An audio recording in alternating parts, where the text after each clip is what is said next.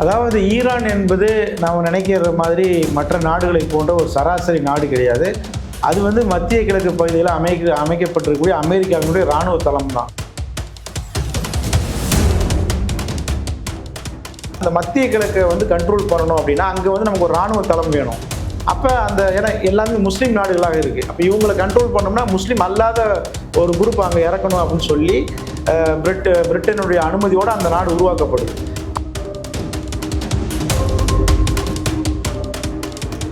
இப்போ Saudi Arabia அமெரிக்காவினுடைய control இருக்குது. ஐக்கிய அரபு அமீரகம், கத்தார், துபாய், கத்தார், ஓமன், இப்படி பல நாடுகள், பஹ்ரைன் உள்ளிட்ட பல நாடுகளுமே யாருடைய கண்ட்ரோலுன்னா அமெரிக்கா கண்ட்ரோலில் தான் இருக்குது. இப்போ ஈரான் வந்து இஸ்ரேலை தாக்கிறதுக்காக ஒரு 10 ராக்கெட் விடுறாங்கன்னு வைங்கள, அதில் 8 ராக்கெட் இவங்க வழியிலே தடுத்துருவாங்க. யார்? அமெரிக்காவின் பேஸ்.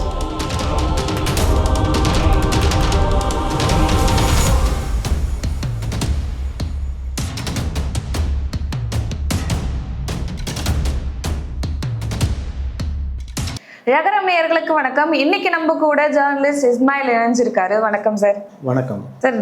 முதல்ல உங்ககிட்ட வந்து பேச போறது ஒரு விஷயம் தான் சார். இஸ்ரேல் ஈரான் வார் தான். இப்போ முழுசா அதை பத்தின ஒரு பேச்சு தான். நடுவில் அமெரிக்கா வேற உள்ள வந்திருக்காங்க. தன்னோட விமானத்தை வேற அனுப்பி அது 37 மணி நேரம் அங்கிருந்து பறந்து வந்து இங்க தாக்குதல் நடத்திட்டு போயிருக்கு.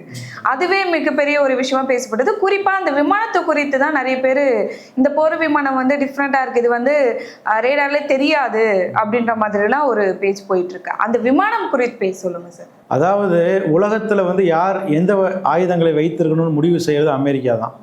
அவர்கள்ட்ட இருக்கக்கூடிய ஆயுதம் வந்து உலகத்தில் வேறு எந்த நாட்டிலும் இருக்காது. இருந்தாலும் அவர்கள் விட மாட்டாங்க, அதை அழிச்சிருவாங்க. அந்த வகையில் இந்த விமானம் வந்து ஒரு பெரிய பேசுபொருளாக மாறி இருக்கு. காரணம் என்னன்னா, இந்த விமானத்தினுடைய சைஸு இது வந்து வழக்கமாக ஒரு 250-300 பயணிகள் செல்லக்கூடிய அந்த ஒரு பயணிகள் விமானம் அப்படிங்கிறது ரொம்ப பெருசாக இருக்கும். பட் போர் விமானங்கள் வந்து 1 அல்லது 2 விமானிகள் தான் மேக்ஸிமம் பயணம் செய்வாங்க. பட் இந்த விமானம் பார்த்தீங்கன்னா அதே போல தான், ஒரு அல்லது 2 விமானிகளோ பயணம் செய்யக்கூடிய வகையில் வடிவமைக்கப்பட்ட விமானம். ஆனால் அது சைஸில் பார்த்தீங்கன்னா கிட்டத்தட்ட ஒரு 200-300 பயணிகள் செல்லக்கூடிய அந்த விமானத்தை போன்று ஒரு மிகப்பெரிய அளவில் அதனுடைய அளவு வந்து இருக்கும். அது எந்த அளவு இருக்குது அப்படின்னு சொன்னால் கிட்டத்தட்ட 13,600 கிலோ எடை கொண்ட 2 வெடிகுண்டுகளை சுமந்து சொல்லக்கூடிய விமானம். அப்போ கிட்டத்தட்ட பார்த்தீங்கன்னா ஒரு 33,000 கிலோ எடையை வந்து சுமந்து செல்லக்கூடிய அளவுக்கு கெப்பாசிட்டி உள்ள ஒரு விமானம். அதே போல் இது வந்து ஒரு ஸ்டெல்த்தர் அப்படிம்பாங்க. இந்த விமானத்தினுடைய பெயர் B2 ஸ்டெல்த் அப்படிங்கிற அதனுடைய பெயர். இந்த விமானங்கள் வந்து வழக்கமான இந்த ராடார் கருவிகளில் எதுலையுமே சிக்காது. அதே போல் கிட்டத்தட்ட 50,000 அடி உயரத்தில் பறக்கக்கூடிய ஒரு விமானம். அதே போல் வந்து நீங்கள் சொல்வது மாதிரி கிட்டத்தட்ட ஒரு 40 மணி நேரம் விடாமல் வந்து வானத்திலே ரீஃபியூலிங் பண்ணி கொண்டு பறக்கக்கூடிய ஒரு விமானம். இந்த மாதிரியான போர் விமானங்கள் உலகத்தில் வந்து யாரிடமுமே கிடையாது. இப்போ இவங்க இந்த விமானத்தின் மூலமாக என்ன செய்கிறாங்க அப்படின்னு பார்க்கும்போது பங்கர் பஸ்டர் குண்டுகளை போடுறது தான் இந்த விமானத்தினுடைய சிறப்பு. அதாவது பங்கர் பஸ்டர் அப்படிங்கிறது வந்து வழக்கமாக 3ஆம் உலக நாடுகள், போராளி குழுக்கள்லாம் வந்து இந்த அமெரிக்காவினுடைய கண்ணிலிருந்து நம்ம தப்பிக்கணுங்கிறதுக்காக வேண்டி பங்கர்களை அமைச்சு, சுரங்கங்களை அமைச்சு அங்கே வந்து தங்களுடைய நிலைகளை வந்து ஏற்படுத்திக்குவாங்க. அப்போ அந்த நிலைகளையும் தாக்கணும் அப்படிங்கிறதுக்காக பல விமானங்கள் வந்து இருக்குது. பல பங்கர் பஸ்டர் விமானங்கள் எல்லா நாடுகளிடமே இருக்குது. இதனுடைய ஒரு அம்சம் என்ன அப்படின்னா, இது கிட்டத்தட்ட ஒரு 200 அடி வரைக்கும் வந்து குழி தோண்டிடும். ஃபஸ்ட்டு அது பெரிய ஒரு ஹோலை போட்டு அதற்கு பிறகு வந்து அது வெடிகுண்டை வந்து வெடிக்க செய்யும். அதற்கு பிறகு வந்து இன்னொரு குண்டை செலுத்தும் போது இன்னும் வந்து அந்த ஆழம் அப்படிங்கிறது தொடர்ந்து உள்ள போய் கொண்டே இருக்கும். தரைமட்டத்தில் அதாவது அடியில வந்து இதுலையுமே வந்து என்ன சொல்றாங்கன்னா, ஈரான் வந்து அடியில தான் வந்து மருத்துவமனையை மாத்திட்டாங்க. ஃபுல்லா அதுல வந்து அடிப்பட்டவங்களுக்கு எல்லாருக்குமே மருத்துவம் பண்றது எல்லாமே அடியில மாத்திட்டாங்க. ஸோ அதுக்கேற்ற மாதிரியே அமெரிக்கா வந்து இது அனுப்பியிருக்கு, அவங்களுக்கு உதவியா வந்திருக்கு அப்படின்ற மாதிரி சொல்ற மாதிரி இருக்கு. இதுல வந்து இந்த விமானம் பத்தி நிறைய சொல்லப்படுறாங்க. இப்போ அவ்வளவு பெரிய விமானத்துல 2 வெடிகுண்டு மட்டும் தான் எடுத்துட்டு போக முடியும்னா அப்ப அது எவ்வளவு பெருசா இருக்கும் சார்? அது எவ்வளவு பரப்பளவுல வந்து ஒரு பாதிப்பை ஏற்படுத்தக்கூடும் சார்? அதாவது இந்த வெடிகுண்டுகளை பொறுத்தவரை பங்கர் பஸ்டர் தான். அது வந்து ஒரு துளை, பூமியில் வந்து ஒரு துளை மாதிரி நம்ம அந்த வீடியோஸ்லாம் கூட பார்த்துருப்போம். இது வந்து மிகப்பெரிய அளவில் வந்து பாதிப்புகள் ஏற்படுத்தாது. அந்த ஒரு குறிப்பிட்ட பகுதியில் தான் வந்து அதாவது பூமியில் தான் வந்து தொடர்ந்து ஆழப்படுத்தும். பூமியை ஆழப்படுத்தக்கூடிய ஒரு வெடிகுண்டு தான் அது.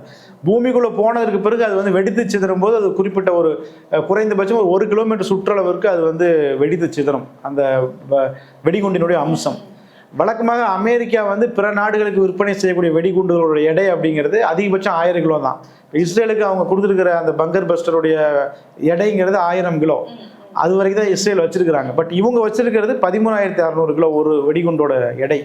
அப்போ வந்து இஸ்ரேல் வைத்திருக்கக்கூடிய அந்த வெடிகுண்டை விட 13 மடங்கு கிட்டத்தட்ட வந்து இது பாதிப்பை வந்து ஏற்படுத்தும்.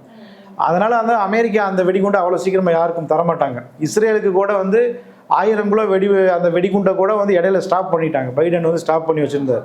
அதற்கு பிறகு ட்ரம்ப் தான் இப்போ வந்து மீண்டும் அந்த குண்டை வந்து கொடுத்துருக்காரு. ஏன்னா அவ்வளவு பேரழிவு ஏற்படுத்தும், இயற்கை சுற்றுச்சூழலுக்கு பாதிப்பு ஏற்படுத்தும். இப்போ இந்த குண்டு வந்து வெடிக்குது அப்படின்னு சொன்னால் நிலநடுக்கம், நில அதிர்வுகள் ஏற்படுவதற்கான வாய்ப்பு இருக்குது, பூமியினுடைய சூழல்கள் வந்து மாறுவதற்கான வாய்ப்பு இருக்குது. பட் அமெரிக்கா வந்து அதை பற்றிலாம் எந்த கவலையும் படமாட்டாங்க. அவர்கள் எதிரியை வந்து அழிக்கணும் அப்படின்னு நினச்சிட்டாங்கன்னா இயற்கை வளங்கள் கெடுவதை பற்றி அவங்க யோசிக்கவே மாட்டாங்க. அமெரிக்கா நடத்திய அணு ஆயுத சோதனையில் வந்து மார்ஷல் ஐலாண்ட் அப்படிங்கிற ஒரு தீவே காலி செய்யப்பட்டது.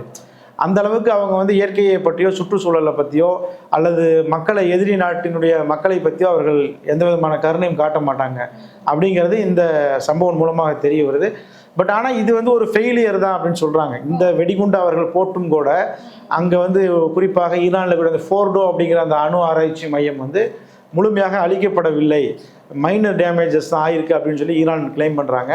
அதை வந்து அமெரிக்காவினுடைய சில அதிகாரிகளும் அப்படி தான் கிளைம் பண்ணுறாங்க. ரெண்டாவது ஈரான் வந்து அங்கே வைத்திருக்கக்கூடிய அந்த 400 கிலோ யுரேனியத்தை அவங்க வந்து வேறு இடத்துக்கு மாற்றிட்டாங்க அப்படின்னு சொல்லப்படுது. எனவே இந்த விமானம் வந்து ஒரு பக்கம் பேசப்பட்டாலும் அந்த ஆப்ரேஷன் அப்படிங்கிறது முழுமையாக சக்ஸஸ் ஆகலைங்கிறத நம்ம பார்க்குறோம்.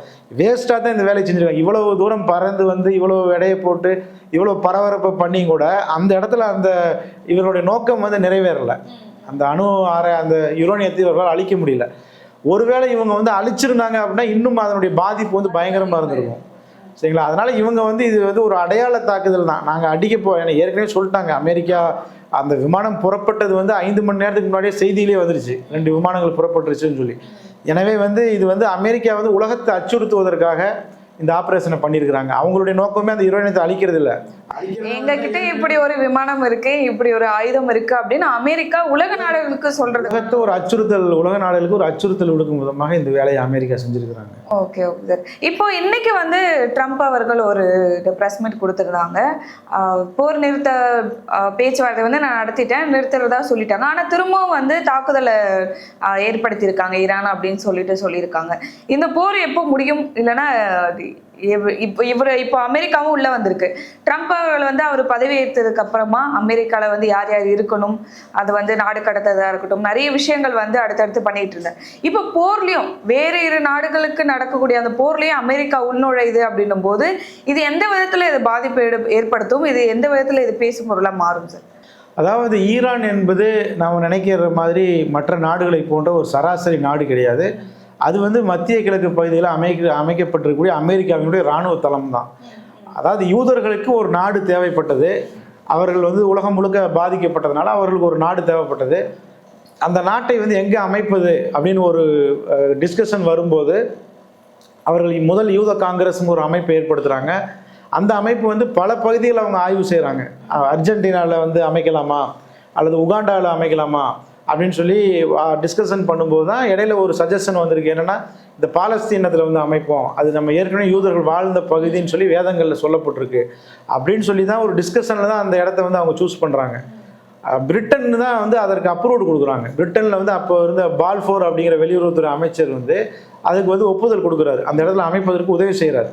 ஏன் அப்படின்னா இந்த 2ஆம் உலகப் போரில் பிரிட்டனுக்கு வந்து நிறைய நிதி தேவைப்பட்டது. அந்த நிதியை வந்து யூதர்கள் வந்து வழங்குவதற்கு தயாராக இருக்கும்போது இந்த ஒரு அவங்களுக்குள்ள ஒரு டீலிங், நாங்கள் வந்து பிரிட்டனுக்கு நிதி வழங்குறோம், எங்களுக்கு ஒரு நாடு வேணும், அதை அமைச்சு கொடுக்குன்னு சொல்லும்போது அந்த பாலஸ்தீன பகுதி வந்து அப்போது பிரிட்டனுடைய கண்ட்ரோல் இருந்துச்சு. அப்போ அதுக்கு பேர் வந்து மேண்டேட் பாலஸ்தீன். அப்போ பால்ஃபோர் வந்து அதுக்கு ஒத்துக்கொண்டு உங்களுக்கு நான் தனிநாடு அமைச்சு தரேன்னு சொல்லி பிரிட்டிஷ் ஆர்மியினுடைய அந்த உதவியோடு தான் அங்கே வந்து ஒரு குடியேற்றங்கள் வந்து ஸ்டார்ட் ஆகுது. அதற்கு பிறகு 1948 அவர்கள் வந்து இஸ்ரேலை தனி நாடாக அறிவிக்கிறாங்க. அவர்கள் அறிவிக்கும் போதே அவர்களுக்கு வந்து தேவையான எல்லா விதமான வெப்பன்ஸும் இருந்துச்சு. இஸ்ரேலுக்கும் அமெரிக்காவுக்கும் என்ன ஒற்றுமைனா, இரண்டுமே பணக்காரர்கள் போய் குடியேறி உருவான நாடு. இப்போ இஸ்ரேலுமே வந்து மிகப்பெரிய பணக்காரர்கள், யூத பணக்காரர்கள், உலகம் முழுக்க இருக்கக்கூடியவர்கள் எல்லாரும் சேர்ந்து உருவாக்கிய நாடு அப்படிங்கிறதுனால இயற்கையாகவே அந்த நாட்டில் வந்து பணத்துக்கு வந்து அவர்களுக்கு பிரச்சனை இல்லை. அதே போல் ஆயுதங்களுக்கு அவர்களுக்கு பிரச்சனை இல்லை. கண்டுபிடிப்புகளுக்கு, இப்போ புதிய நவீன கருவிகளுக்கு அவங்களுக்கு எந்த பிரச்சனையும் இல்லை. எல்லாமே அவர்களிடம் வந்து இருந்தது. அதனால் அவர்கள் வந்து அந்த பாலஸ்தீனங்கிறது ஒரு ஏழை பிரதேசம், ஒரு ஏழை நாடு. இப்போ நம்ம இந்தியா எப்படி இருக்கோ, இது 1947 இந்தியா எப்படி வந்திருக்கும், அந்த மாதிரியான ஒரு ஏழை பிரதேசம். அங்கே போய் இவர்கள் எளிமையாக நிலம் வாங்கி இவங்க அந்த நாட்டை அமைக்கிறாங்க. பிரிட்டன் ஏன் இவர்களுக்கு அந்த இடத்த கொடுத்தாங்க அப்படின்னு சொன்னால், அந்த மத்திய கிழக்கை வந்து கண்ட்ரோல் பண்ணணும் அப்படின்னா அங்கே வந்து நமக்கு ஒரு இராணுவ தளம் வேணும். அப்போ அந்த ஏன்னா எல்லாமே முஸ்லீம் நாடுகளாக இருக்குது. அப்போ இவங்களை கண்ட்ரோல் பண்ணோம்னா முஸ்லீம் அல்லாத ஒரு குரூப் அங்கே இறக்கணும் அப்படின்னு சொல்லி பிரிட்டனுடைய அனுமதியோடு அந்த நாடு உருவாக்கப்படுது. அதனால வந்து அதை வந்து நம்ம ஒரு நாடாக கன்சிடரே பண்ண முடியாது. அது வந்து ஒரு மிலிட்ரி பேஸ். ஏன்னா அங்கே உள்ள 1 கோடி மக்கள் இருக்கிறாங்க. அவர்கள் எல்லோருக்குமே கட்டாய இராணுவ பயிற்சி. பெண்களாக இருந்தால் 1 வருஷம் கட்டாயமாக இராணுவத்தில் வேலை செய்யணும். ஆண்களாக இருந்தால் 2 வருஷம் வேலை செய்யணும். எல்லோருக்குமே வெப்பன்ஸை ஹேண்டில் பண்ண தெரியும். துப்பாக்கியை வந்து ஒரு போர் முனையில் எப்படி நடந்துக்கிறது எல்லாமே அவர்களுக்கு தெரியும். அவங்க நம்ம ஊரில் உள்ள காமன் பீப்புள் மாதிரி நம்ம அவங்கள வந்து கணக்கில் எடுத்துக்க முடியாது. அப்போ என்னன்னு சொன்னால், அப்போ அது ஒரு மிலிட்ரி பேஸ் தான் அது. இப்போ அவங்க வந்து அமெரிக்காவுக்காகவும் மேற்கத்திய நாடுகளுக்காகவும் தான் அவங்க வேலை செய்கிறாங்க. இஸ்ரேலுடைய வேலையே என்ன அப்படின்னு சொன்னால், இந்த அரபு நாடுகள் எல்லாத்தையும் கண்ட்ரோலில் வச்சுக்கணும். இப்போ சவுதி அரேபியா அமெரிக்காவுடைய கண்ட்ரோல் இருக்குது. ஐக்கிய அரபு அமீரகம், கத்தார், துபாய், கத்தார், ஓமன், இப்படி பல நாடுகள், பஹ்ரைன் உள்ளிட்ட பல நாடுகளுமே யாருடைய கண்ட்ரோலுன்னா அமெரிக்கா கண்ட்ரோலில் தான் இருக்குது. கண்ட்ரோல் அப்படிங்கிறது என்னன்னா, அவர்கள் உற்பத்தி செய்யக்கூடிய அந்த பொருள் எண்ணெய் அதை வந்து யாருக்கு அவங்க விற்கணும், யாருக்கு விற்கக்கூடாது அப்படிங்கிறது யார் டிசைட் பண்ணுவோன்னா அமெரிக்கா தான் டிசைட் பண்ணுவாங்க. இவங்க வந்து தேவையான வெப்பன்ஸ்லாம் யார்கிட்ட வாங்கணும். இப்போ இவர்கள் வைத்திருக்கக்கூடிய எல்லா வெப்பன்ஸுமே இவங்க வந்து அமெரிக்காட்ட தான் வாங்கியிருப்பாங்க. இவங்க வந்து பயணிகள் விமானத்திலிருந்து எல்லாமே அமெரிக்காட்ட தான் பர்ச்சேஸ் பண்ணுவாங்க. கிட்டத்தட்ட அமெரிக்காவோட இன்னொரு காலனி இது அரபு நாடுகள் அப்படின்னு சொல்கிறது. இப்போ இவர்கள் இவங்கள்டிருந்து வேறுபட்ட ஒரு நாடு தான் ஈரான். இப்போ இவங்க இந்த வட்டாரத்துக்குள்ளே வராத ஒரு நாடு எதுனா ஈரான். அவங்க வந்து 1979 தான் ஈரானில் வந்து புதிய அரசாங்கம், இந்த கொமேனி என்று சொல்லக்கூடிய இவங்களுடைய அரசாங்கம் அமையுது. அதற்கு முன்பு மன்னராட்சி. 1979 வரைக்கும் மன்னராட்சி. அந்த மன்னருமே யார் அப்படின்னு சொன்னால் அவர் அமெரிக்க ஆதரவாளர் தான். இங்கே எப்படி சவுதி மன்னர்கள் ஆதரவாளர்களோ அதே போல் அங்கே உள்ள மன்னரும் ஆதரவாளர். அப்போ அந்த மாணவர்கள் புரட்சி ஏற்பட்டு அங்கே அந்த கொமேனி தலைமையிலான ஆட்சி வரும்போது அதற்கு பிறகு அவர்கள் அமெரிக்காவுக்கு எதிரான ஸ்டாண்ட் எடுக்கிறாங்க. அப்போ ஆரம்பத்திலிருந்து 40 வருஷமாகவே அந்த ஈரானுக்கும் அமெரிக்காவுக்கும் ஆகாது. அதே போல் அமெரிக்காவால் பிரிட்டனால் உருவாக்கப்பட்ட இஸ்ரேலுக்கும் ஈரானுக்கும் ஆகாது. அப்போ வந்து என்னென்னா, நம்ம நினைக்கிற மாதிரி வந்து ஏதோ இஸ்ரேலுக்கும் ஈரானுக்கும் சண்டை, இஸ்ரேலுக்கும் காசாவுக்கும் சண்டை கிடையாது. இது முழுக்க முழுக்க அமெரிக்கா கொடுக்குற இன்ஸ்ட்ரக்ஷன் பேரில் தான் இஸ்ரேல் சண்டையை போடுவாங்க. அதனால தான் இஸ்ரேலுக்கு ஒரு சின்ன பாதிப்பு ஏற்பட்டாலும் உடனே அமெரிக்கா வருவாங்க. ஏன்னா இன்றைக்கி வந்து ஈரான் கூட நடந்த இந்த போரில் வந்து இஸ்ரேலால் இன்னும் 1 வாரம் தான் தாக்கு பிடிக்க முடியும்னு சொல்லிட்டாங்க. ஏன்னா அவர்கள்ட்ட வந்து அந்த ஏவுகணை, ஈரான் வீசக்கூடிய ஏவுகணையில் இடைமறித்து தாக்கக்கூடிய அந்த இன்டர்செப்டர் மிசில்ஸ் வந்து இவங்கள்ட்ட காலி ஆயிடுச்சு, இஸ்ரேல்கிட்ட காலி ஆயிடுச்சுன்னு 1 வாரத்துக்கு தான் வரும். அதுவும் காலி ஆயிடுச்சு அப்படின்னு சொல்லி சொன்னால் ஈரான் வீசக்கூடிய ஏவுகணைகள் டைரெக்டாகவே வந்து விழுகும், இஸ்ரேலில் விழுகும், பெரிய பாதிப்பை ஏற்படுத்தும். இதனால தான் அமெரிக்கா என்ன செய்கிறாங்க, உள்ளே வந்து டக்குன்னு உடனே ஒரு என்ட்ரி ஆகி அவங்க அணு ஆயுத மையத்தை வந்து தாக்குறாங்க. இப்போ இவங்களுக்கு வந்து அணு ஆயுதம்லாம் ஒரு பிரச்சனை கிடையாது. அமெரிக்காவுக்கோ இஸ்ரேலுக்கோ ஈரானினுடைய அணு ஆயுதம்லாம் பிரச்சனை கிடையாது. அவர்களுக்கு மெயின் பிரச்சனை என்னன்னா அங்கே இருக்கக்கூடிய ஆட்சி தான், இந்த கொமேனி தலைமையிலான ஆட்சி. அந்த ஆட்சியை அகற்றி விட்டு தங்களுக்கு சாதகமான ஒருவரை வந்து அங்கே வந்து ஆட்சியாளராக நியமிக்கணுங்கிறது அவங்களுடைய முதல் குறிக்கோள். 2வது குறிக்கோள் வந்து ஒருவேளை அது நடக்கலை அப்படின்னு சொல்லி சொன்னால், 2வது ஈரானுடைய அந்த மிசைல் டெக்னாலஜி வந்து இன்றைக்கு உலகத்திலே ஒரு பவர்ஃபுல்லான டெக்னாலஜி வந்து ஈரானினுடைய மிசைல் டெக்னாலஜி தான். ஏன்னா இப்போ அவங்க வீசக்கூடிய அந்த மிசைல்ஸை வந்து இஸ்ரேலால் தடுக்க முடியல. ஏன் தடுக்க முடியல அப்படின்னு சொன்னால், உலகத்தில் அமெரிக்கா இருக்கக்கூடிய எல்லா கண்டுபிடிப்புமே இங்கே இறக்கிட்டான் இஸ்ரேலில். வான் பாதுகாப்பு அமைப்பு, ஏர் டிஃபென்ஸ் அப்படிங்கிறது இஸ்ரேல்கிட்ட உள்ள எல்லாமே வந்து அமெரிக்காட்டிருந்து அவங்க வாங்கினது, ஐரோப்பிய நாடுகள்கிட்டருந்து வாங்கினது தான்.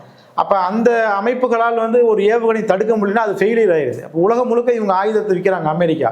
இந்த ஏர் டிஃபென்ஸ் நீங்கள் வச்சுக்கிட்டிங்கன்னா உங்களை யாரும் அட்டாக் பண்ண முடியாதுன்னு சொல்கிறாங்க.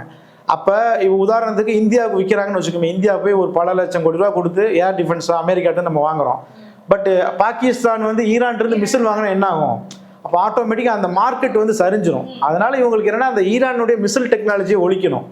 அவங்கள்ட்ட இருக்கிற அந்த, ஏன்னா அதை ஒழிச்சா தான் இவங்களால ஆயுதத்தை விற்க முடியும். ஏன்னா இவங்க என்னதான் ஆயுதம் விற்றாலும் அவங்க மிசைலை வந்து எதிரி நாடு வாங்கிட்டாங்கன்னா ஈஸியாக அட்டாக் பண்ணிடுவாங்க. அப்போ அந்த மிசைல் டெக்னாலஜி ஒழிக்கணுங்கிறது தான் முதன்மையான குறிக்கோள். அமெரிக்கா வந்து இப்போ அணு ஆயுதத்துக்காக மட்டும் ஈரான்கிட்ட பேசலை. அவங்க பேசுறது என்னென்னா, ஈரானுடைய மிசைல்ஸ் எவ்வளோ கிலோவை சுமந்து செல்லணும், எவ்வளோ தூரம் போகணும், எவ்வளோ ஹைட்டில் போகணும், எல்லாத்தையுமே அவர்கள் கண்டிஷனாக கொடுக்குறாங்க ஈரான்கிட்ட. அதனால தான் ஈரான் அதை வந்து ஏற்றுக்கொள்ள மறுக்கிறாங்க. இப்போ அணு ஆயுதம்னு சொல்லி ஆரம்பிச்சுட்டு கடைசியில் வந்து எல்லாத்தையுமே அவங்க கண்ட்ரோல் பண்ணும்போது நம்மளால் எதுவும் செய்ய முடியாதுன்னு சொல்லி தான் ஈரான் வந்து அதை வந்து பேச்சுவார்த்தைக்கு அவங்க ரொம்ப தயக்கம் காட்டுறாங்க. அடுத்ததாக மூன்றாவது வந்து இந்த அணு ஆராய்ச்சி, இந்த அணு ஆராய்ச்சியை ஒழிக்கணும் அப்படிங்கிறது. இப்போ அது என்ன சொல்லப்படுதுன்னா, இப்ப அணு ஆராய்ச்சி நிலையத்தை தாக்குறாங்க அப்படின்னா அது இவங்களோட இல்லாம அவங்க கிட்டே இருக்கிற ஒரு ஆயுதமா அது வந்து யூஸ் ஆகும். இப்ப அணு ஆயுத நிலையங்களை வந்து இவங்க தாக்குறாங்க அப்படின்னா அது மூலமா பாதிப்பு வந்து மக்களுக்கு ஏற்படும். அங்க வந்து இருக்கிற இயற்கை வளங்கள் எல்லாம் அழியறதுக்கான வாய்ப்பு இருக்கு அப்படின்னும் போது அதனாலதான் அதை குறிப்பாத்து தாக்குறாங்க அப்படின்னு சொல்றாங்க. அதை குறித்து சொல்லுங்க சார். அதான் அமெரிக்காவை பொறுத்த வரைக்கும் அவர்களுக்கு அந்த எதிரி நாடு ஈரான் அப்படிங்கிறது எதிரி நாடு, அவர்களுக்கு என்ன பாதிப்பு ஏற்பட்டாலும் அதை பற்றி அமெரிக்காவுக்கு எந்த கவலையும் கிடையாது. அவங்க என்னன்னா இந்த அணு உற்பத்தி அப்படிங்கிற அந்த பெயரை சொல்லி தான் இப்போ இவங்க அமெரிக்கா வந்து டைரெக்டாக அதை அழிக்கணுங்கிறது அமெரிக்காவின் நோக்கம் இருப்பதாக எனக்கு தெரியல. ஏன்னா முன்னாடி எச்சரிக்கை கொடுத்துட்டாங்க, நாங்கள் ரியாக்டர்ஸை தாக்க போகிறோம் அப்படிங்கிறத சொல்லி தான் தாக்குறாங்க. அப்போ முன்கூட்டி அவங்க எல்லாத்தையும் சேஃப்டி பண்ணிட்டாங்க. இப்போ 400 கிலோ யுரேனியம் தேவையான முக்கியமான கருவிகள் எல்லாத்தையும் அவங்க எடுத்துகிட்டு போயிட்டு இப்போ வேற ஒரு ரகசிய இடத்துல வச்சு அவங்க திரும்பி தயாரிக்க தான் போகிறாங்க. ரெண்டாவது இன்னைக்கு வந்து ரஷ்யா வந்து வெளிப்படையாக அறிவிப்பு செய்கிறாங்க, நாங்கள் ஈரான்கிட்ட அணு ஆயுதம் இல்லைனாலும் நாங்கள் வந்து கொடுக்க போகிறோம் அப்படின்னு சொல்லி சொல்கிறாங்க. அப்போ அணு ஆயுதம் ஈரான் கையில் கிடைக்கிறத யாராலும் தடுக்க முடியாது. இன்னும் கொஞ்ச நாளில் வந்து ஈரான் நிச்சயமாக அணு ஆயுத நாடாகத்தான் அவங்க மாறுவாங்க. இப்போ வேர்ல்டு ஆர்டர் அமெரிக்காவோட கண்ட்ரோலில் தான் இந்த உலகம் வந்து இயங்கி கொண்டிருக்கு. அது வந்து கொஞ்சம் கொஞ்சமாக மாற்றத்தை நோக்கி போய் கொண்டிருக்கு. ஏன்னா இன்றைக்கு வந்து இந்த வேரில் வந்து அமெரிக்காவுக்கு பெரிய தோல்வி. அவங்களுடைய அந்த போர் இலக்குகள் எதையுமே அவங்களால நிறைவேற்ற முடியல. 3 இலக்குகள் சொன்னாங்கல்ல, அந்த 3 இலக்குகள்லையும் தோல்வி, இஸ்ரேலுக்கும் தோல்வி. எனவே அமெரிக்கா வந்து உலக வல்லரசுங்கிற அந்த தகுதியை கொஞ்சம் கொஞ்சமாக இழந்துட்டு வருது. அது வந்து இந்த போரில் வந்து வெளிப்படையாக நமக்கு தெரிஞ்சிருக்கு. அவங்க டொனால்டு ட்ரம்ப் ஆரம்பத்தில் என்ன சொன்னார், ஈரான் உடனே சரண்டர் ஆகணும், உடனே கொமேனி நாட்டை விட்டு ஓடணும் இப்படிலாம் சொன்னாங்க. இன்னைக்கு என்ன சொல்றாரு, இல்லை ஆட்சி மாற்றம் தேவையில்லை, இல்லை அவர் இருந்துட்டு போகட்டும் அப்படின்னு சொல்லி சொல்றாரு. அப்போ என்னன்னா அவங்களுடைய கையில் அந்த கிரிப் வந்து கொஞ்சம் கொஞ்சமாக போய் கொண்டிருக்கு. அதுதான் நம்ம இந்த போரில் பார்க்குறோம். Okay sir. இன்னொன்று நீங்கள் பேசும்போது சொல்லியிருந்தீங்க கொமேனி அவர்களை வந்து ஆட்சியிலேருந்து நீக்கணும் அப்படின்னு. அவருக்காக வந்து பார்த்தீங்கன்னா எலைட் பாதுகாப்பு கொடுத்துருக்கிறதா சொல்லியிருக்காங்க. அவரோட உயிருக்கு வந்து ஆபத்து, அதனால அந்த எலைட் அந்த குழு பற்றி தெரியுமா சார்? அதை பற்றி சொல்லுங்கள் சார். நாங்கள் படித்த வரைக்கும் என்ன சொல்லியிருந்தாங்கன்னா யாரோட தகவலும் வெளியிட மாட்டாங்க, பாதுகாப்பாக வச்சுருப்பாங்க அவரை அப்படின்ற மாதிரி சொல்லியிருந்தாங்க. அவரோட உயிருக்கு என்ன மாதிரியான ஆபத்து இருக்குது, அவரை பாதுகாப்பாக வச்சுருக்க அந்த அமைப்பு பற்றி சொல்லுங்கள். இல்லை, பொதுவாக இது போன்ற உயர்மட்ட தலைவர்கள் வந்து இப்போ ஏமனில் வந்து ஹவுதி படைகள் அப்படிங்கிறவங்க இருக்கிறாங்க. இப்போ அவர்கள் வந்து இதுவரைக்கும் அமெரிக்கா இஸ்ரேலினுடைய தாக்குதலில் இதுவரைக்கும் பாதிக்கப்படாதவர்கள். அமெரிக்கா இஸ்ரேல் வந்து ஹிஸ்புல்லா தலைவர்களை கொண்டுட்டாங்க, ஹமாஸ் தலைவர்களை கொண்டுட்டாங்க. ஈரானினுடைய அதிபர் இப்ராஹிம் ரைசி அப்படிங்கிற ஒரு விமானத்தில் போனார், திடீர்னு மர்மமான முறையில் இறந்துட்டார். அவர் வந்து ஈரான் வந்து அதை வெளிப்படையாக சொல்லலை. பட் சந்தேகம் என்னன்னா அதுவும் இஸ்ரேலினுடைய தாக்குதலாக இருக்கலாம் அப்படிங்கிறது தான். அந்த வகையில் கொமேனி அவர்களுக்கு ஒரு உயர்மட்ட பாதுகாப்பு கொடுக்கப்பட்டிருந்தாலும் கூட அது வந்து அதனால் அவர்களை கொல்ல முடியாமல் போகும் அப்படிலாம் சொல்ல முடியாது. இவங்க நினச்சாங்கன்னா யாரைனாலும் கொல்லலாம். இப்போ அவருக்கு வழங்கப்பட்டுள்ள அந்த பாதுகாப்பு அப்படிங்கிறது என்னன்னா எந்த விதமான எலக்ட்ரானிக் டிவைசஸ் யூஸ் பண்ண மாட்டாங்க, அவரும் யூஸ் பண்ண மாட்டார், அவர் கூட இருக்கிறவங்களும் யாரும் யூஸ் பண்ண மாட்டாங்க. அடுத்ததாக வந்து ரொம்ப நெருங்கியவர்கள், அதை பெரிய டீம்லாம் வந்து இருக்காது, ஒருவரோ இருவரோ மட்டும்தான் அவர்கிட்ட டைரெக்டாக பேச முடியும்.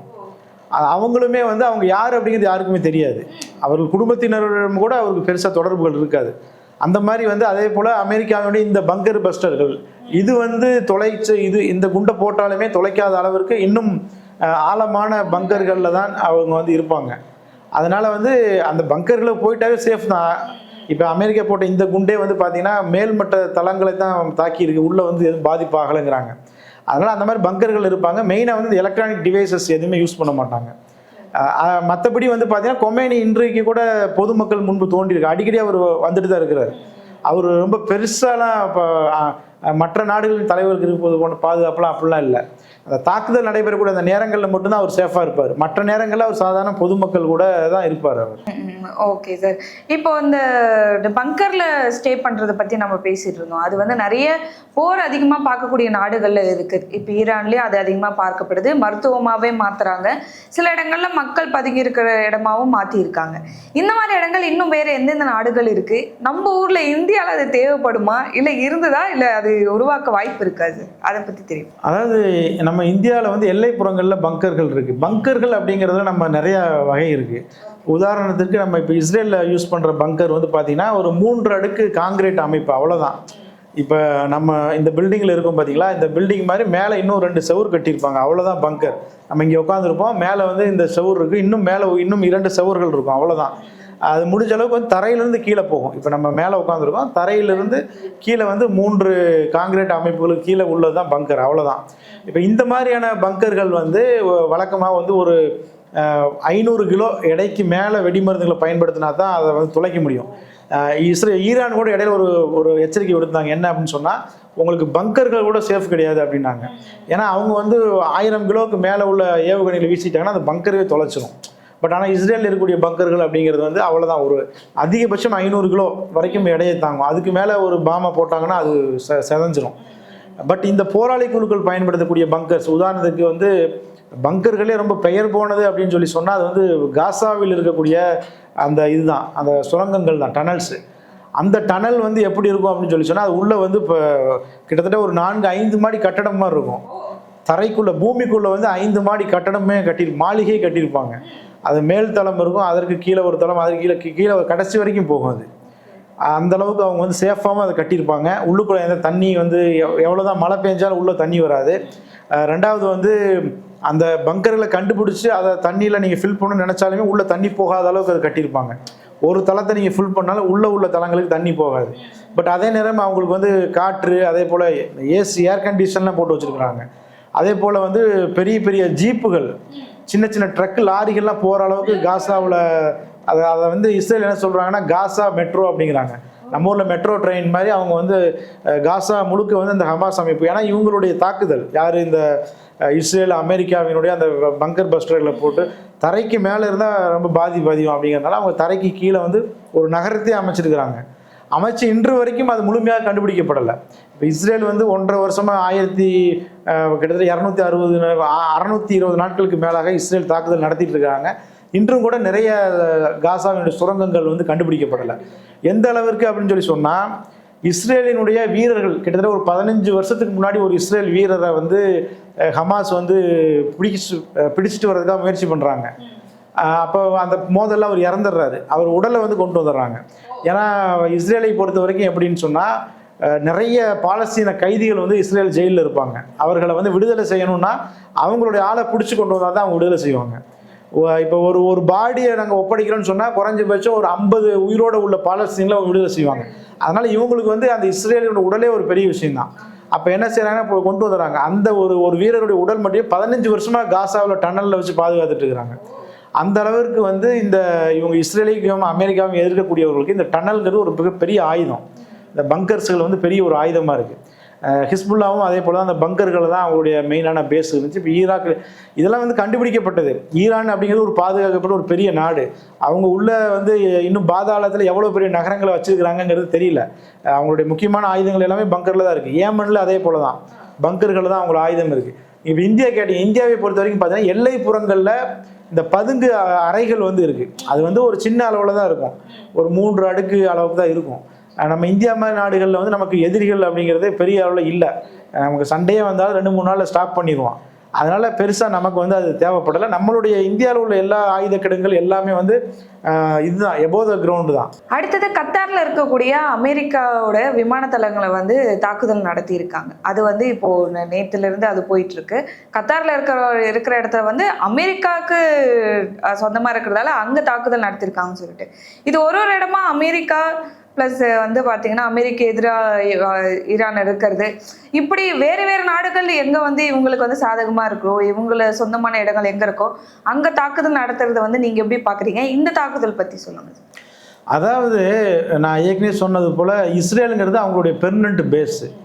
இது இல்லாமல் அமெரிக்கா என்ன செய்கிறாங்கன்னா, இப்போ நம்ம இந்தியாவுடைய இராணுவம் நம்ம எங்கே இருப்போம், இந்தியாவுடைய எல்லைகளில் தான் இருப்போம். இன்னொரு நாட்டில் போய் நம்ம இருக்க மாட்டோம். ஏன்னா நமக்கு அது தேவையில்லை, நமக்கு அங்கே வேலையும் இல்லை. ஆனால் அமெரிக்கா உலகம் முழுக்க இருக்கிறாங்க. அமெரிக்காவினுடைய இராணுவம் அப்படிங்கிறது ஒன்லி அமெரிக்காவினுடைய எல்லையை மட்டும் அவங்க பாதுகாக்கிறது அவங்களுடைய வேலை இல்லை.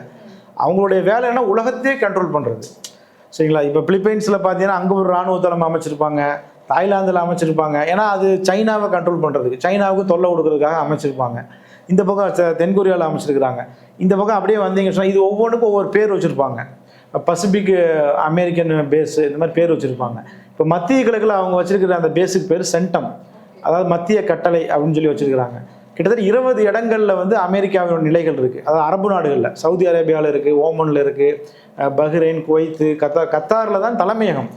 ஏன் வந்து கத்தாரை வந்து ஈரான் தாக்கினாங்க அப்படின்னு சொன்னால் அந்த அல் உதைது தளம் அப்படிங்கிறதான் இந்த மத்திய கட்டளையினுடைய தலைமையகம் அங்கே தான் இருக்குது. அதனால் ஃபஸ்ட்டு வந்து அதை அடிச்சிருக்கிறாங்க.